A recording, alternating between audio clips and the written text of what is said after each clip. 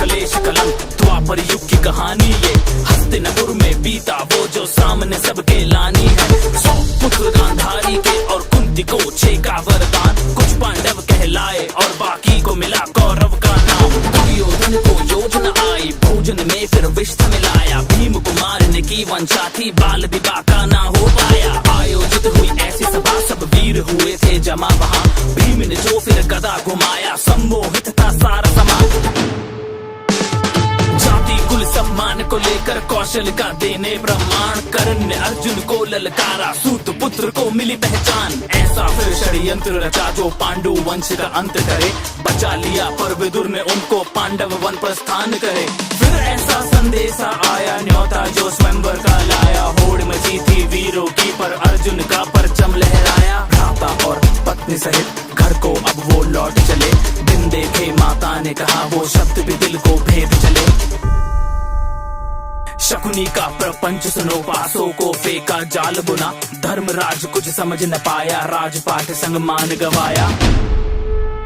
दुशासन का दुस्साहस देखो केश पकड़ द्रौपदी को लाया। पुरखों को कलंकित करना देख सका गोविंद की माया। भीम ने ली फिर प्रतिज्ञा दुर्योधन जंगा तोड़ूंगा। लहू के फिर दुशासन के मैं धड़ से अलग निचोड़ूंगा। 12 साल वो बीत चले और 13वां था अज्ञातवास। ध्वनि सुनी गांडीव की और युद्ध का हुआ आभास। कृष्ण की सेना कौरव की खुद कृष्ण चले अर्जुन के संग। फिर युद्ध छिड़ा और जहाँ भी देखा चारों ओर लहू का रंग। अर्जुन के मन में शंका थी कैसे उन पे प्रतिघात करे। गीता का उसको सार सिखाया धर्म का वो संहार करे।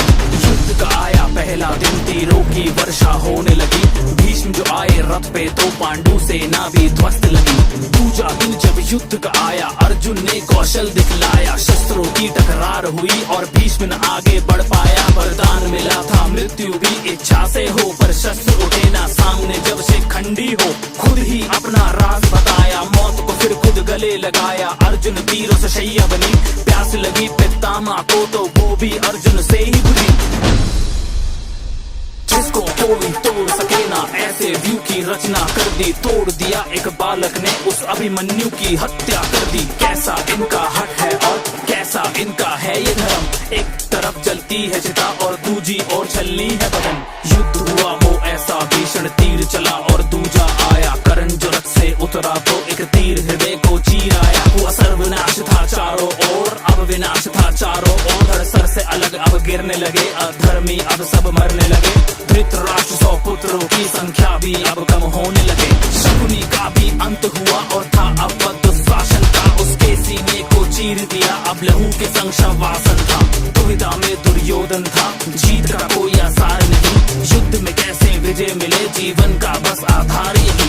वज्र का उसको कवच मिला पर जंघा में कमजोरी थी। मातृ प्रेम और शिव आवाहन से शक्ति बटोरी थी। एक शिष्य बलराम का था और दूजे संग थी कृष्ण की माया। फिर कंपन महसूस हुई जो इन दोनों की गदा से आया। दो योद्धा का बल टकराया भीम लगा था कुछ असहाया। देखा जब मुरली ने तो इशारों में था कुछ समझाया। समझ के उस इशारे को जब गदा भीम ने मारा वो दुर्योधन जंगा टूट गई ना उठ पाया दोबारा वो। अधर्मियों का विनाश हुआ अंत में धर्म ही जीत गया। कलयुग का आरंभ हुआ और द्वापर युग भी बीत गया। और ये थी महाभारत की कहानी।